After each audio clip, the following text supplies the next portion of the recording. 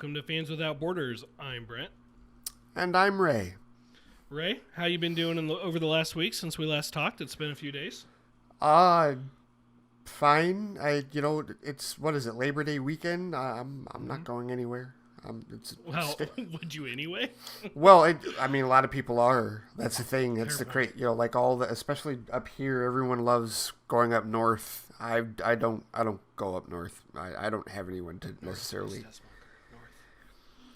Yes, that's essentially what it is. Whenever it's a long weekend, whenever you have Monday off, and it's like, but no, I'm just here. You know what it is, man? I'm like getting caught up on I'm there's so much to watch.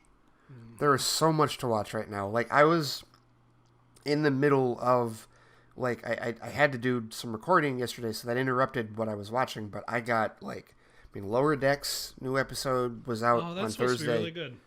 I like it. I really do. I really like Lower Decks. I dig what they're doing, and it's interesting because it's Titmouse Animation, so it's the same people that do like Rick and Morty and Solar Opposites on Hulu, but it has it's not just it's not like Family Guy. There's a point, there's character development and there's stuff going on underneath, which I guess people have said that. I haven't seen Rick and Morty. People have told me Rick and Morty is actually very much like that. Yeah, I've heard that too. Haven't seen it, but I like this show. It's a really good comedic animated companion to fit into the Star Trek universe. I think it fits really well. And there's so many Easter eggs. If you're a diehard Trekkie, you'll enjoy just picking up everything that Mariner says, because she is if one of us, if a Trekkie was actually a really badass Starfleet officer, we would be Beckett Mariner. That's what she is. She's like a Trekkie, but she lives it. She actually lives it. It's part of her life, and it's fantastic. I love it. So there's that, and then Raised by Wolves, the new Ridley Scott show, started with a 3-episode premiere on HBO Max. So I'm in the middle of that, and then I have to watch The Boys because season 2 just started. And spoilers are already all over flipping Twitter. It's bad, man. There's GIFs and stuff going all over. I actually haven't seen any spoilers yet, and I'm not trying to see them. I still intend to watch that eventually. It's just slow priority. But I've seen a few things related to it, but mostly it's been reviews of because then they drop 3 episodes or something like that. 3 episodes, yeah. And it's just been reviews of it. People seem to be liking it, so that's good. Oh, I've heard great. I've heard nothing but great about it. But less than 48 hours, man. There's just no moratorium on this at all. No one cares. No one cares at all. And so there's that, and then there's this new. I didn't know, but did you know that Hilary Swank has a new Netflix series? This space drama called Away. Can't hear you. I've heard it in passing, but not. I didn't know. No, I don't know anything about it. I've just heard it in passing. Okay, I didn't. I had no idea. I'd never heard of it, it wasn't even aware that it was coming out. And then saw a headline. Oh, people are getting really emotional over this Away show, and I'm like, what? This is another show? So I got to add this to it because it's space. So I have to watch it because it's space. So, but it looks. I saw one scene of it that was really intriguing. That really piqued my interest on it. So yeah, there's just a ton to watch, man. And I'm getting through the fact that I can't watch Tenet. Right. Yeah. Scott has seen it now, and I think Dave, the film junkie, has seen it because he was talking about he was getting tickets to see it yesterday, and so many people have seen it. I had to do the muting, man, and I set it for forever. Muted Tenet, I muted Christopher Nolan. It's no, I can't risk it. I can't risk it, guys. There's my drive-in instead. It has elected to continue playing New Mutants for a second week. Oh, so all right, well, whatever. There's a scenario where I might see New Mutants tonight. I was looking at the showings and a couple of the smaller theaters. Smaller screens, 60 seats auditoriums, and the recliner seats they have them tonight at 8:30 and 9:20. Their showings, And so I Okay. think about 8 o'clock, I'm going to look and see what the seats look like. And if I can get a good distance away from people, I may try it. It's going to be like a game, like a literal game time decision. Like at 8 o'clock, I will look at the 8:31. At 8:45, 8:50, I'll look at the 9:21 if I don't do the first one. And I'll just decide. And if it doesn't work, it doesn't work. No big deal. But I would like to see the last Fox X-Men movie in the theaters if possible, because that's where I've seen every other Fox Marvel movie.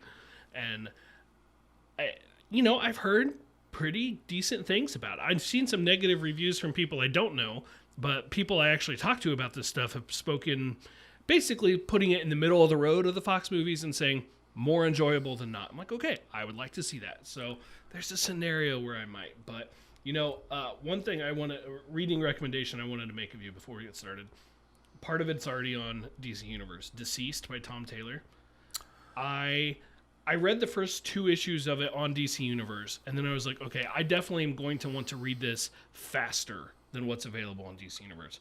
And then the trade went on sale for like $10 on Comixology. So I bought it and I started it last night and I read over half of it. I'm like, oh, this is fantastic.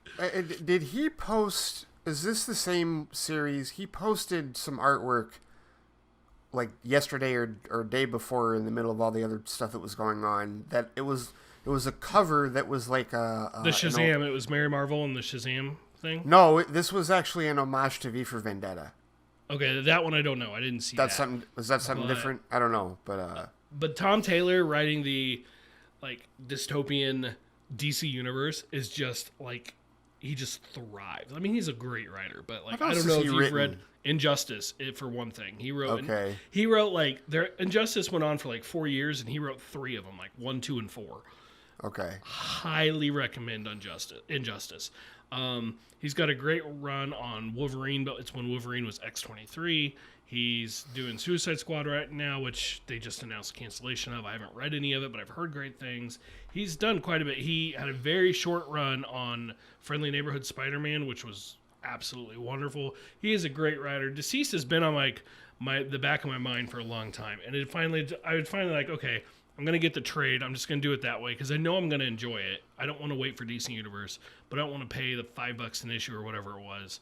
So I waited for a sale, and like every few days I would just look at the sales from DC. Oh, it's on sale now. Instead of $20, it's $10. I'm grabbing it. But when it's over, I'm sure I'll go right into the next series from it. Tom Taylor is a name I've heard, but I don't think I've read. He didn't have a Rebirth book, did he? Or did he? No. Seriously, look at Injustice. I'd be shocked if that's not on DC Universe. The art in Injustice is a little flaky and it changes at times. You got to remember, it was designed as a digital-first weekly series. So every single week, a new chapter of it came out, and they're shorter issues, but it was digital first, and then they would collect like 3 or 4 of them into one physical issue that they would then print for the hard copy people. So if you can get over, the art style is a little more simple style, and they had to change artists a lot to keep up with that pace, but the story is impeccable, absolutely impeccable. And it's like, this is the Superman that Batman was afraid of in BVS. Like what happens to Superman in Injustice, that's what he was afraid of. I'm telling you, it's absolutely fantastic. Injustice is one of those titles that you just hear it's just ever present. It doesn't take much for somebody to bring it up, whether it's that or the game, right? The video game. Right. Yep. Series. And this is like, I never played the game, so I don't know the stories of the game. My understanding is this, I think, led up to the game, and then now maybe it's past the game. Okay. But it's so good. So good. You absolutely, and they're really quick reads. I mean, they're not long, so you can crank out 3 or 4 at a time. But there's how many issues is it? I'd have to look, but it went on for like 4 years. And okay. It was mostly weekly. Okay. So I mean, quite a bit. It's a lot.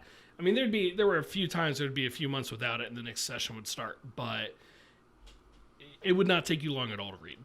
Okay. It's definitely one of those that, like, it's been in the back burner. Like, it's been in my head, like, okay, remember this one, when people talk about comic series, to definitely read. But real quick, speaking of Comixology, thanks to you, I bought 267 Black Panther comics yesterday. Well, thanks to Chris Balga of the Marvel Alliance, because he's the one who told me about it. And I did something like 100 issues of it, and most of that's going to be available in Marvel Unlimited. But yeah, I don't know how long this is going for. But if when you're hearing this, check Comixology, like every issue. I'm going to look it up now just so that we know. Of Black Panther on sale for free. Single issues only, no trades. So you just go to each series and you just add all to cart. Go to each page of it. If it's, longer than what fits on one page, add all to cart. And I've got it. I mean, there's a couple that I've already downloaded to my iPad. The 2018 run is supposed to be like one of the best. Tanahashi Coates, I think is how you say his name. Tanahashi Coates. Thank you. It's supposed to be like one of the best Black Panther stories ever, from what I've heard about it. Certain. And so I'm like, you know what? I haven't read any of it yet, so I've got 22 issues of that on my iPad. I also got Black Panther versus Deadpool because I'm like, that's so ridiculous. Like, the absurdity of Deadpool and how serious T'Challa is. I'm like, I think I need to read that also. I don't have Marvel Unlimited, but I do have Comixology Unlimited, and a good handful of these are available on Unlimited, but I said, I don't care, just go ahead and give me the issues. Well, it changes what's on Comixology Unlimited. So just because it's there today doesn't mean it'll be there next month. Exactly. So I went ahead and I grabbed them all. As of now, as of us recording this episode right now, they are still free. Yeah. They are absolutely still free as of right now. So yeah, I grabbed them all. I did. I wanted them all because why not? So I tell you what, when I finally get to reading Marvel books, I'll just start here. I think that would be a great place to start. I'm going to, I'm reading Deceased right now. When I'm done with that, I think I'm going to dive into this Black Panther by Coates book. Like, I may do the Black Panther Deadpool one just because it's so short. It's only like 4 or 5 issues. Now, this isn't the World of Wakanda series, is it? No. Okay, because I read a little of that, and it was good, but I didn't necessarily think it was earth-shattering. Like, I've heard what you're saying about Coates, and Ta-Nehisi Coates he's a very acclaimed author. He's written a ton of stuff. I know Scott's read, at least I think Scott read one of his most recent books not too long ago. Yeah, he's done way more than just Black Panther comics. It's just what the things I have heard about this run is.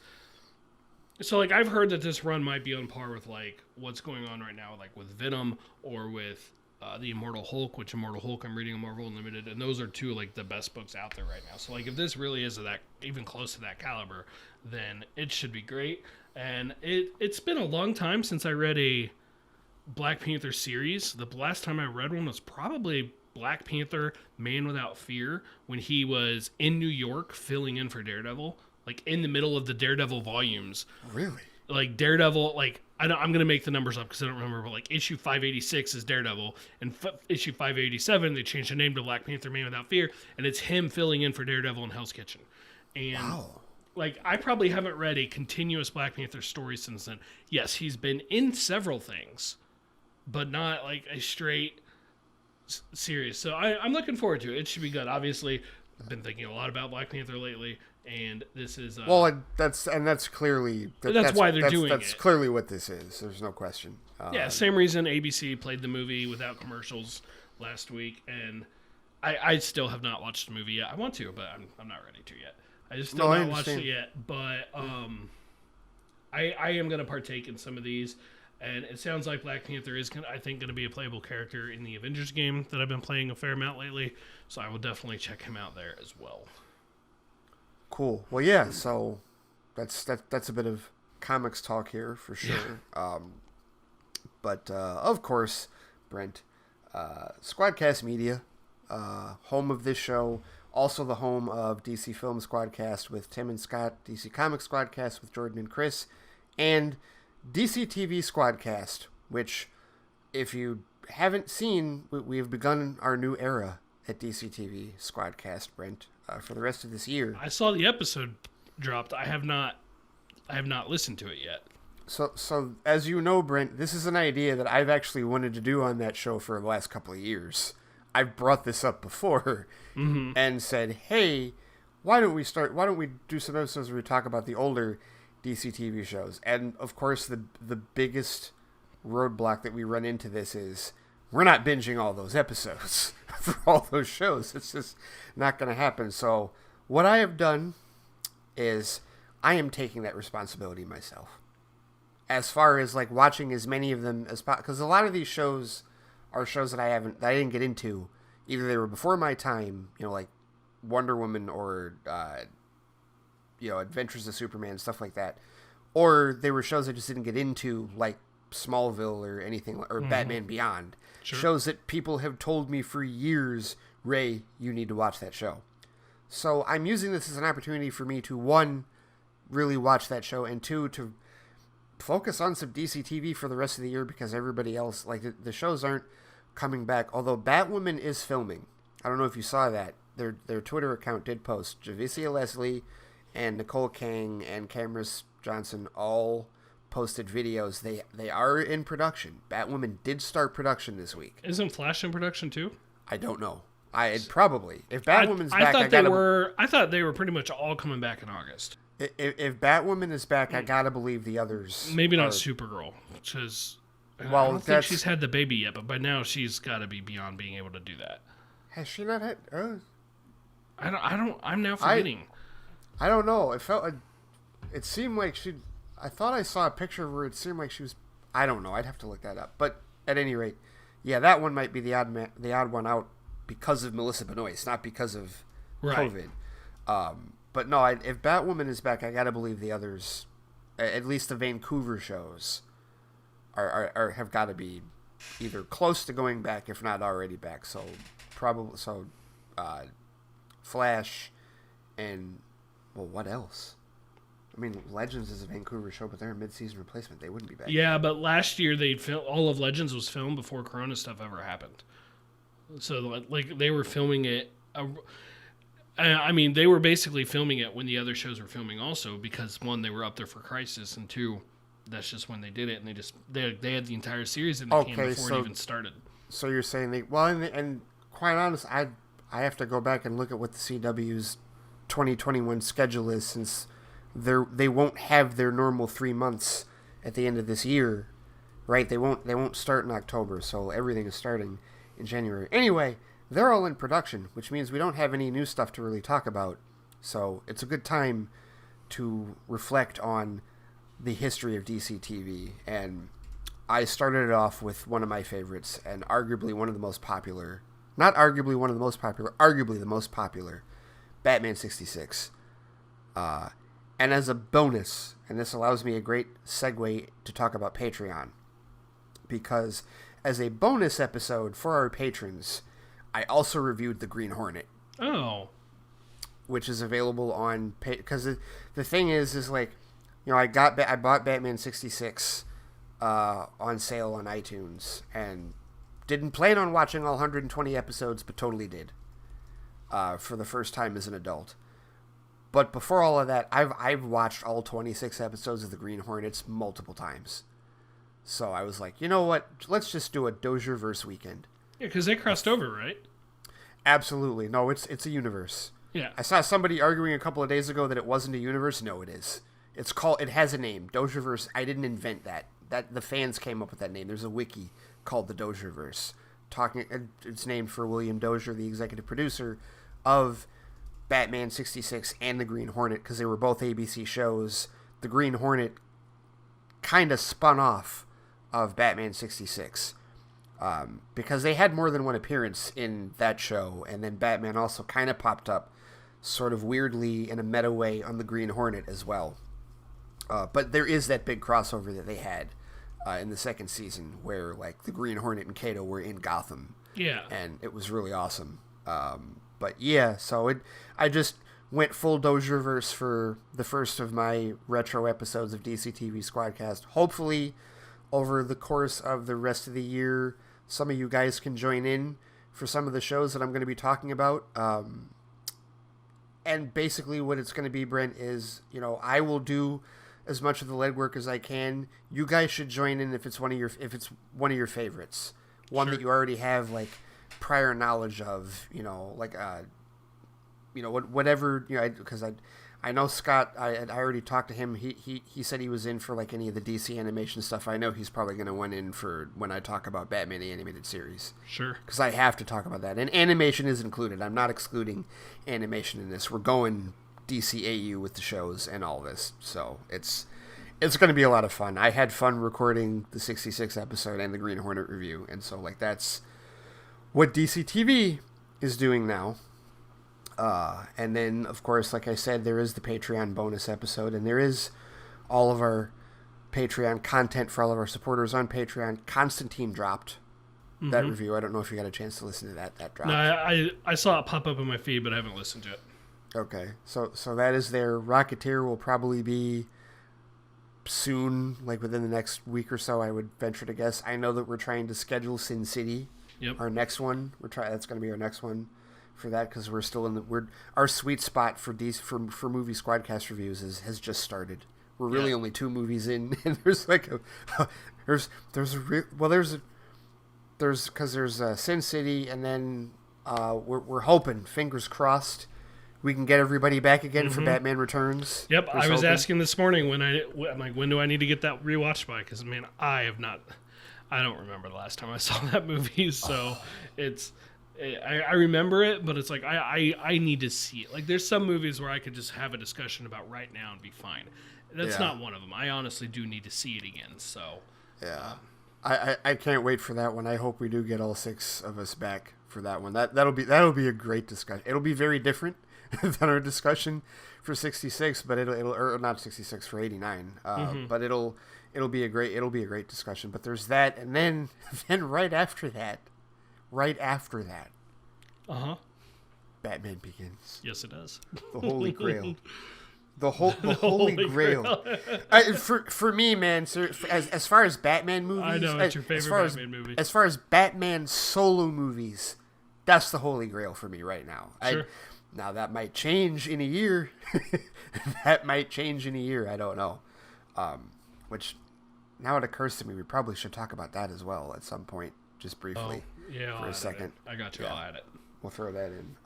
But at any rate, some really fun times coming up on Movie Squadcast. Scott's also been posting some Scott shots. He not only posted a spoiler-free review of New Mutants a week or so ago, he's now done a spoiler-free review of Tenet, which I can't listen to because it'll just make me mad. I promptly deleted it because I do want to see that movie, so I don't need to... Well, no, but he said it's spoiler-free. Yeah, sure he did. But if you talk about a movie, by the very nature, there's spoilers. Oh, there's this great twist. Well, I don't know what the twist is, but now I know there is a twist. That's a spoiler. It's like, no, it's tricky. It is. I know, but that stuff is up there for our patrons, along with so much other content. So hope everybody is enjoying it. And as always, we cannot thank you enough for your support to the Squadcast Media Network. All right, I know nothing about this first topic. You put it in there, and I have no idea what it's about. Tell me what Star Trek Day is. Well, Star Trek Day is officially September 8th, and the significance of that is September 8th, 1966 was the first airing of Star Trek. It was the Man Trap. For people that don't know brief history, Star Trek's production schedule is different than its air date schedule. The Man Trap was actually the 5th episode produced, but it was the first one that was aired on September 8th, 1966.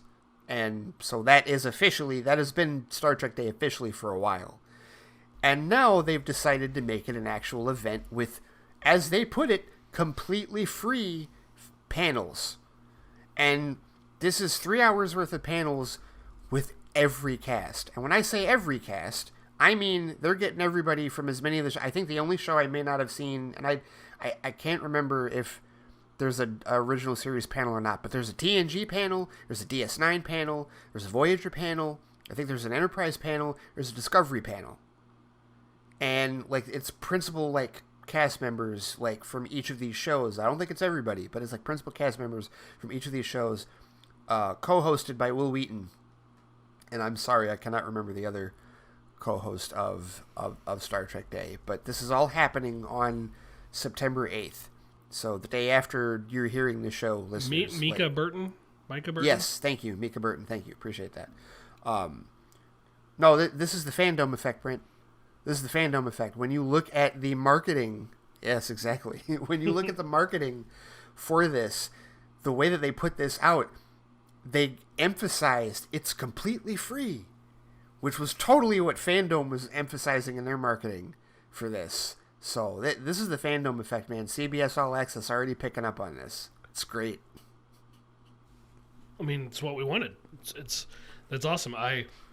You said it's the 8th, so it's just a couple days now from when we're recording this. I will probably not partake on it. I'm just guessing it's going to be a busy day at work for me, actually. But I think it's awesome they're doing it.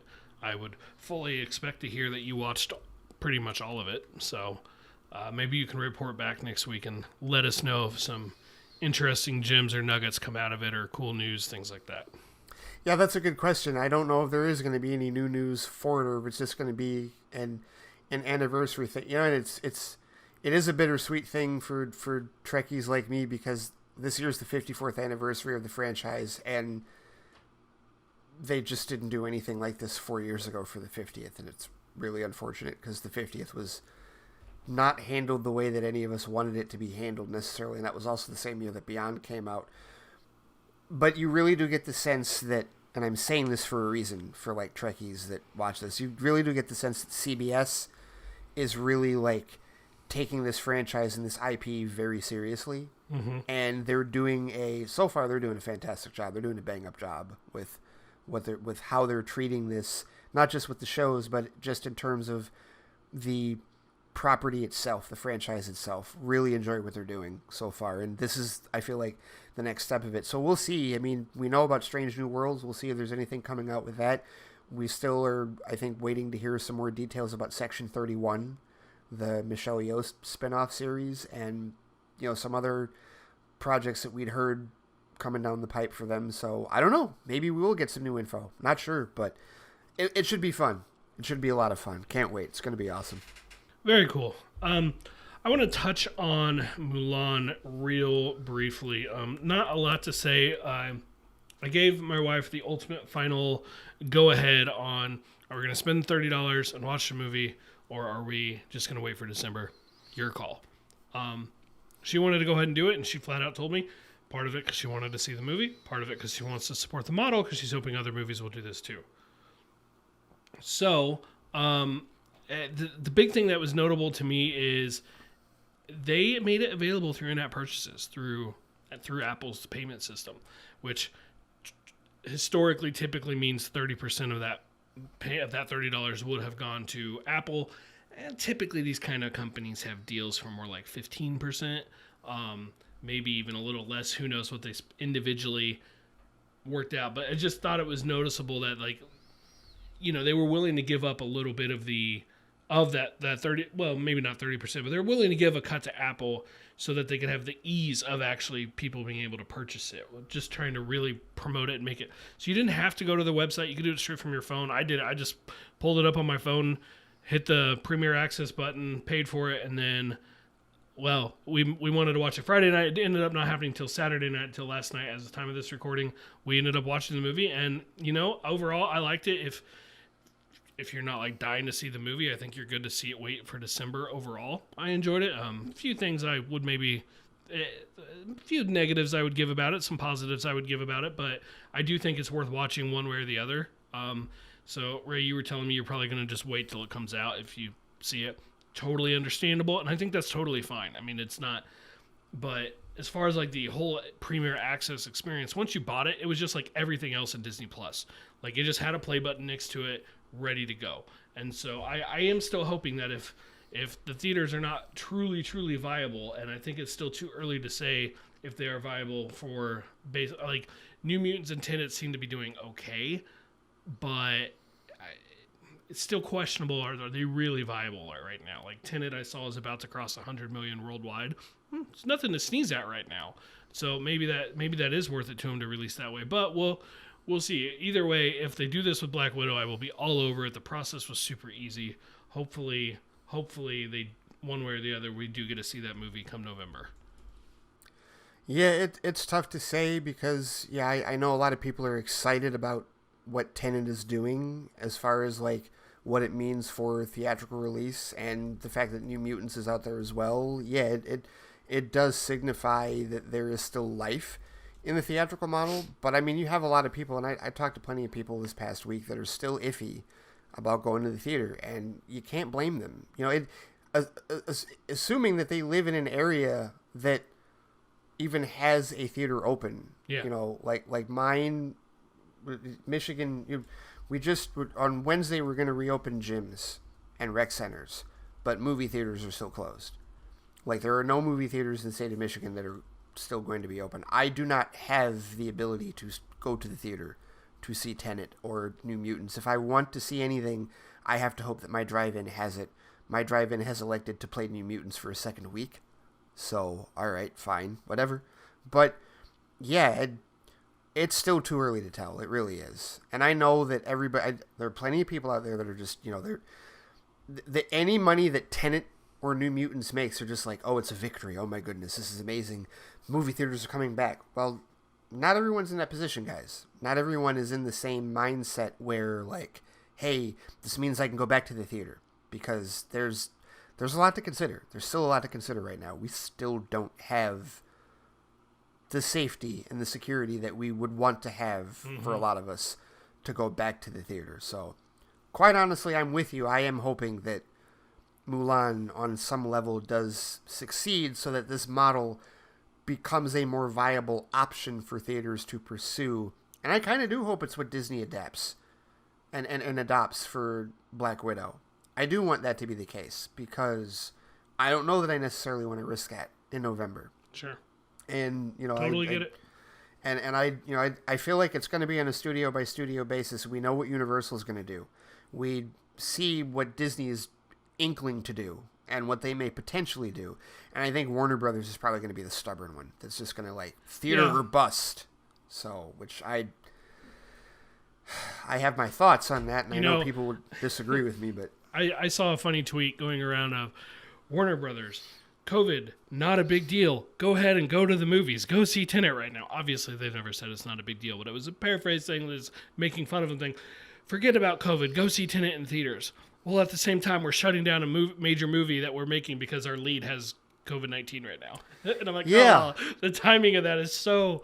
it is hard for them. I get it. But there was, you know, and there were a lot of... And that's the other thing that I forgot that I mentioned earlier. Robert Pattinson testing positive for COVID-19. And that was a weird story release because initially it was like a crew member has tested positive. They have stopped filming.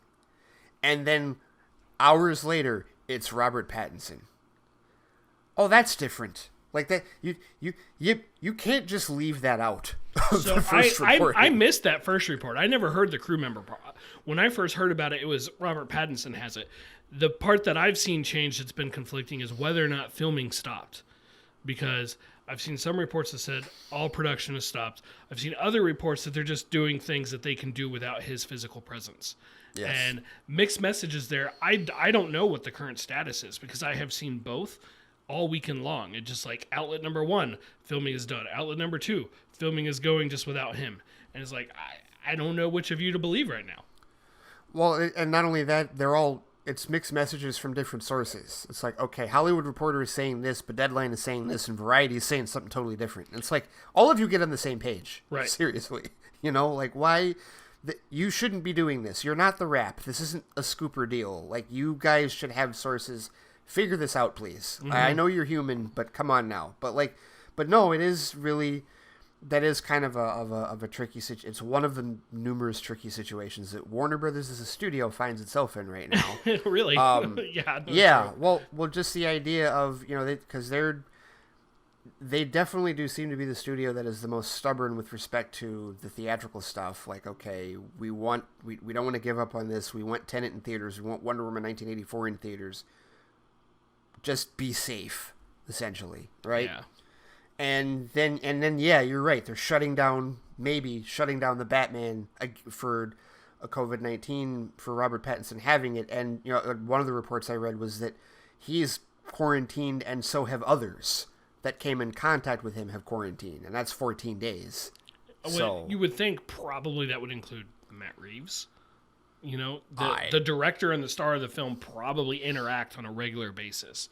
Probably, you know, and it's a tough week because, you know, not only did he get it, but The Rock also got it. Yeah, The Rock, his whole family, right? Yeah, right, his whole so that's, you know, so I saw this meme a lot. People freaking out that Black Adam and the Batman both got it in the same week, and it's like, that is a bit of a hit. I mean, Black Adam hasn't started yet, but it's also Black Adam hasn't started yet. You know what I mean? It's like, so like, what does this do now to potentially that film schedule? So no, not a tricky week for Warner Brothers with respect to COVID-19 for sure. But that's just one part of the trickiness for Warner Brothers as a studio right now, isn't it, Brent?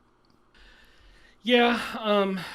The other day, Ray Fisher tweeted some more, gave us just another peek and a little bit more information on the allegations that he has been speaking out about against Warner Brothers in general, and then, of course, specifically Wiedenberg and Johns. And not by name, which is kind of interesting. He did add someone else to that list, though, to these allegations this week. I'm going to quote the tweet that Fisher said the other day that he put out. Was this Friday, I think? Friday night. All of this happened Friday, Saturday. Yep. So he said, quote, "So you can better understand how deep this goes, after speaking out about Justice League, I received a phone call from the president of DC Films wherein he attempted to throw Joss Whedon and John Berg under the bus in hopes I would relent on Jeff Johns. I will not. Accountability is greater than entertainment, or accountability over entertainment." And so here's the weird part. He didn't name the president of DC Films. And so, like, I'm reading this like 4 times thinking, is he talking about who I think he's talking about? And it's like, wait, after he spoke out about Justice League, that's all relatively recently. It is. He's talking about Walter Hamada. Yeah. And that was really, really disappointing to hear. Not that Fisher would say it. Yes, if just that it's still happening. You know, it's just whatever you want to call it, this cover-up that Fisher is alleging is going on of these other incidents, that it's still happening, allegedly, of course, but still, oh my gosh, I was really surprised when this tweet got sent to our group chat the other day.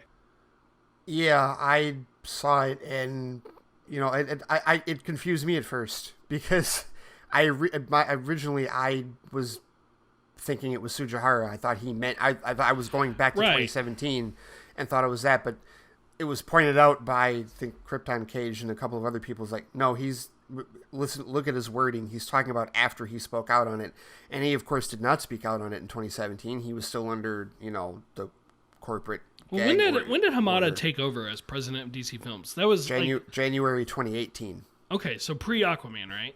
So pre-Aquaman release, yes. Pre-Aquaman release, not before production and stuff. So yeah, it's like, no, he's clearly talking about Hamada here, which it's just. It's disappointing. I don't know a lot about Hamada, but it's like Warner Brothers, get it together. Yes, clean your house and get it together.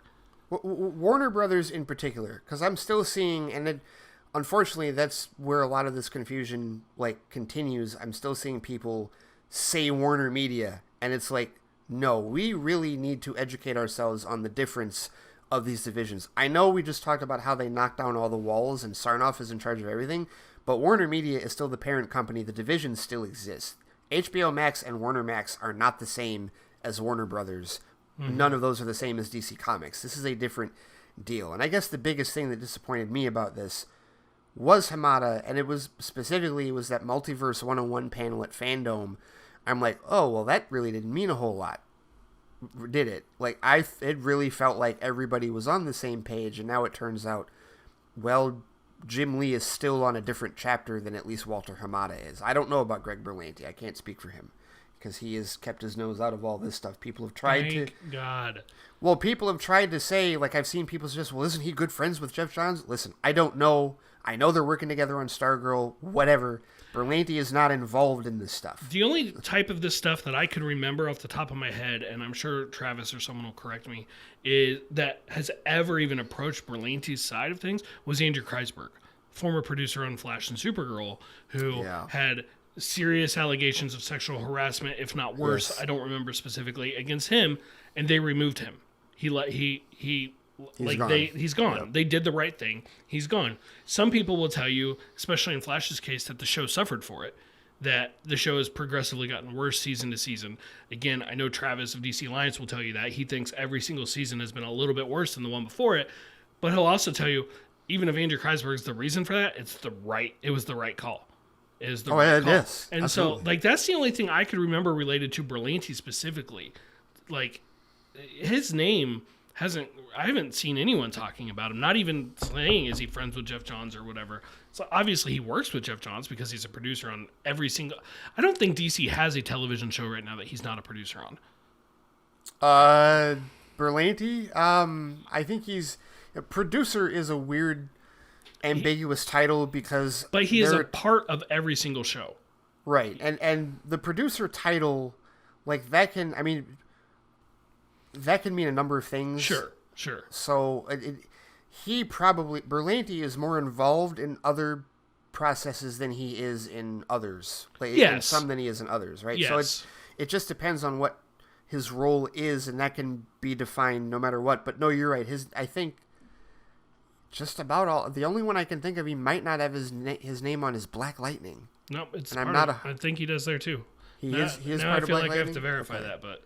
Yeah, I don't. Well, I mean, I know the DC Universe stuff he is. I know all. I think just about all of that. Even Doom Patrol, he's part of. When I googled Black Lightning producers, Berlanti is one of several names that comes up. Okay. And so right. I don't definitively. I mean, yeah, again, he may be more heavily handed on Supergirl versus Black Lightning or Stargirl versus whatever. But Right. in fact, I would expect Stargirl and Black Lightning for him to have less of a hand on, just because I think he's based out of Vancouver. I could be wrong about that, but I think he is where the bulk of his shows are made, and those are both in Atlanta. But my point is, like, Berlanti, we haven't seen a lot about him. Now, he would not have had direct relations with Fisher and stuff, but I do want to mention this one thing. Warner Brothers put out a statement basically hitting back at Ray Fisher, saying that Fisher didn't cooperate with the investigators and stuff like that. And there's this one part in their statement that I just can't get past. So I'm quoting Warner Brothers' statement here, and it says, while Mr. Fisher never alleged any actionable misconduct against him, Warner Media nonetheless initiated an investigation into the concerns he raised about his character's portrayal. So here's my thing, end quote. Here's my thing. If Fisher did not allege any actionable misconduct, what are you investigating? There's nothing to investigate if there wasn't something actionable that Fisher talked about. It's like you're contradicting yourself in that one sentence of this whole statement. And so now it's like I have to disregard the entire thing because it's like none of it reads true to me.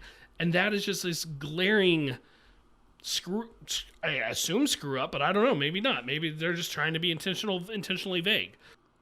I feel that it's the latter. I really do, because I've seen PR teams do this before. Because think about how this was worded and think about when it was released. Warner Brothers released this statement late at night after the news cycle was over. That is textbook. That's a textbook method for burying.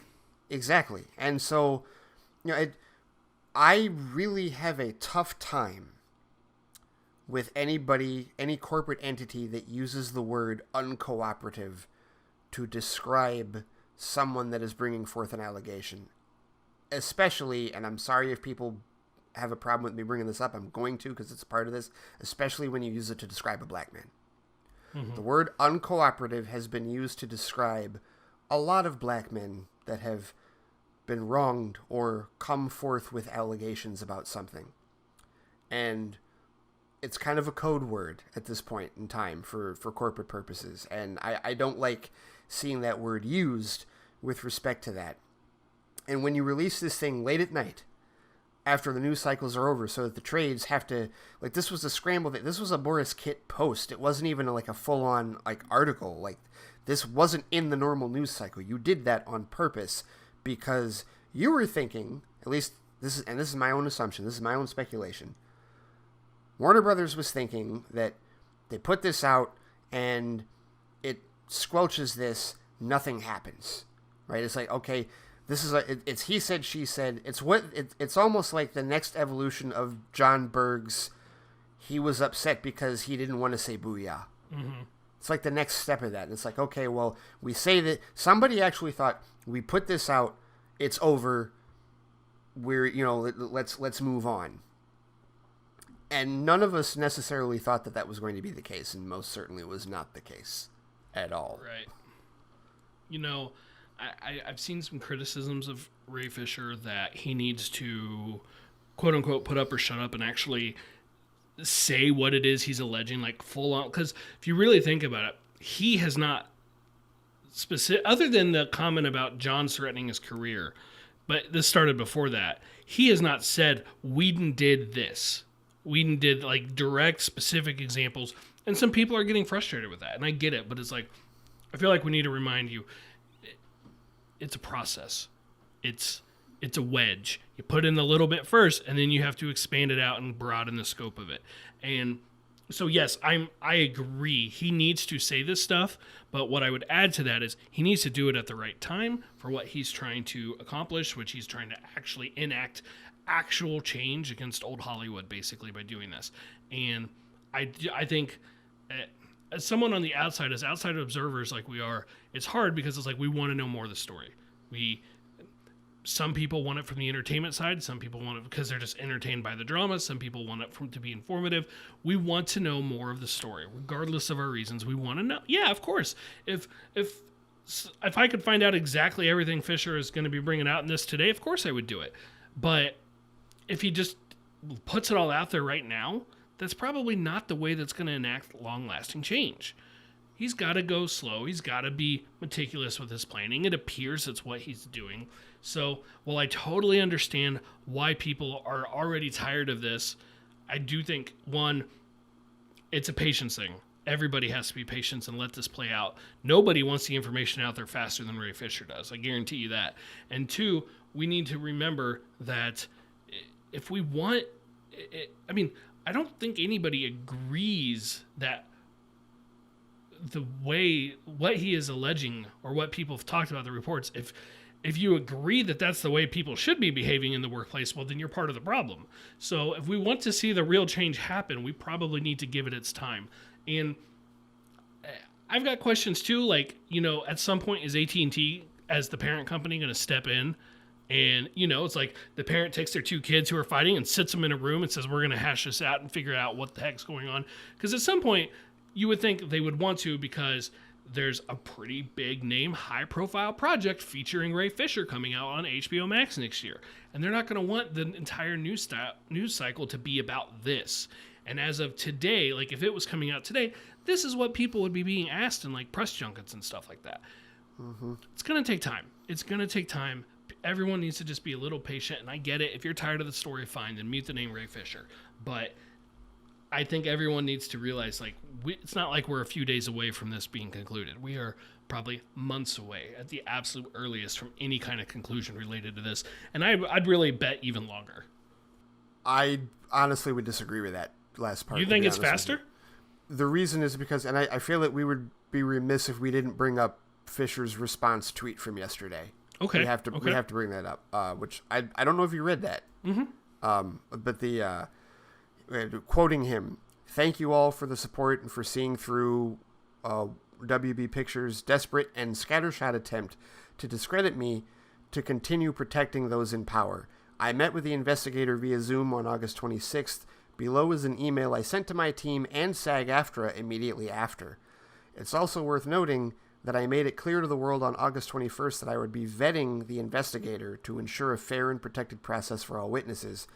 WB Pictures has escalated this to an entirely different level, but I'm ready to meet the challenge.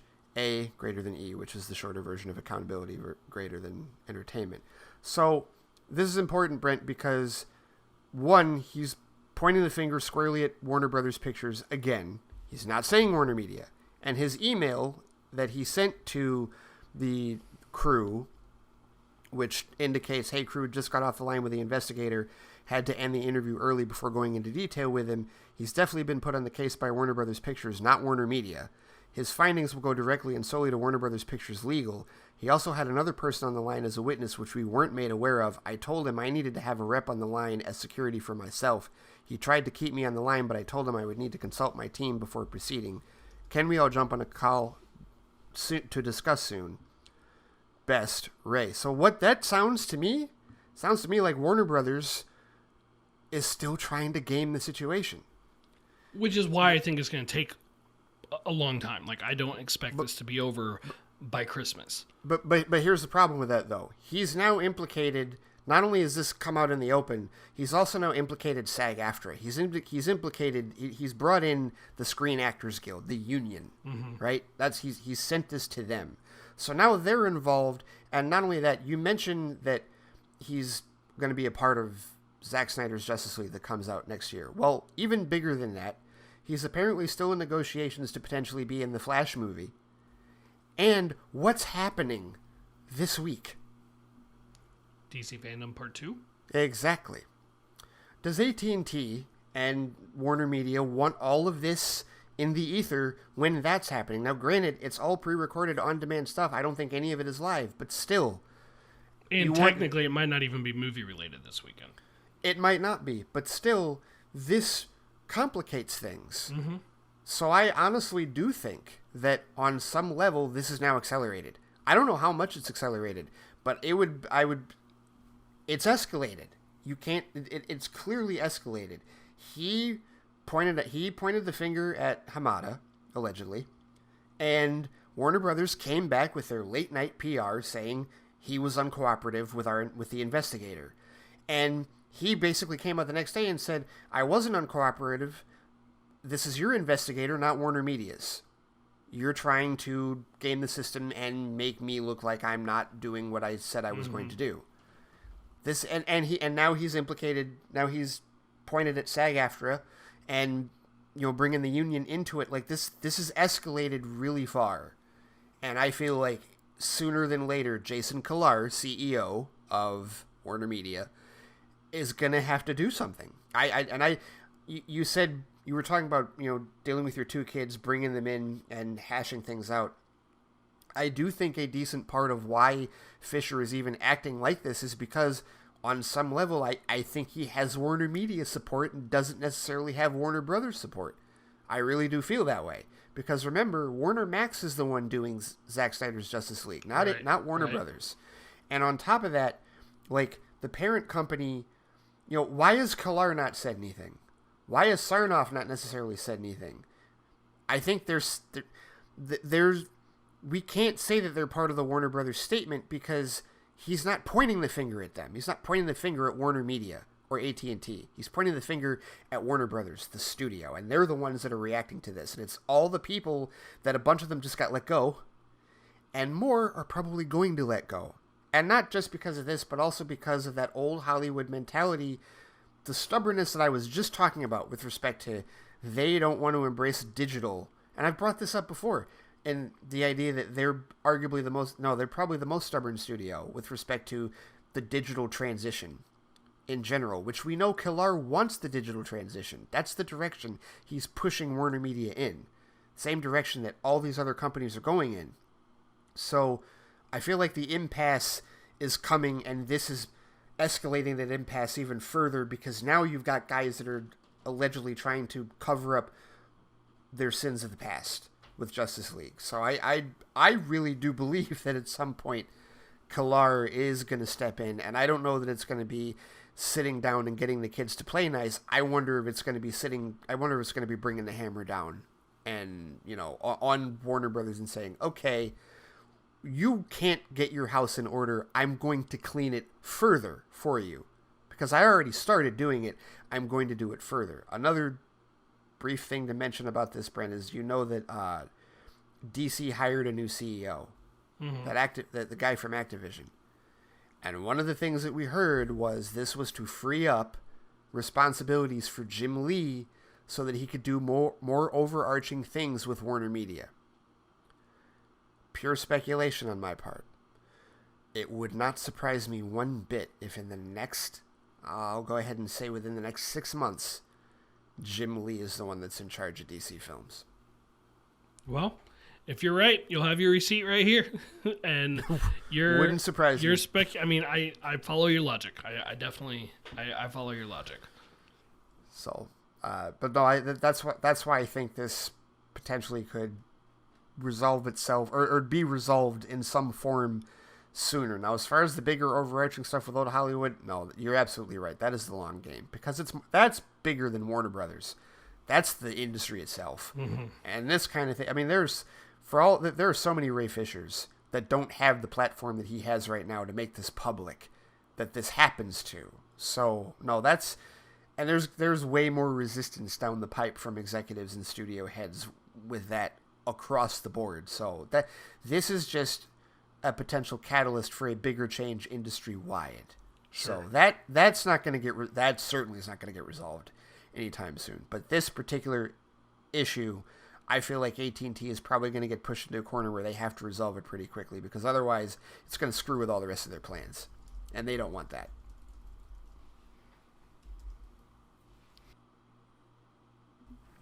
Before we sign off for the day, I want to mention we're going to do a YouTube Q&A, YouTube only Q&A episode. We're actually going to record it right after we record this. So go to youtube.com and look up the Squadcast Media channel to check that out. We'd love to hear any feedback you guys might have. You can email us at borderlessfans@gmail.com. And we're also on Twitter. I'm at the Flightcast. I'm at Brent Prime. The show is at Borderless Fans. And as always, you can find us and the other shows in our network at squadcastmedia.com. See you later. Take care, guys.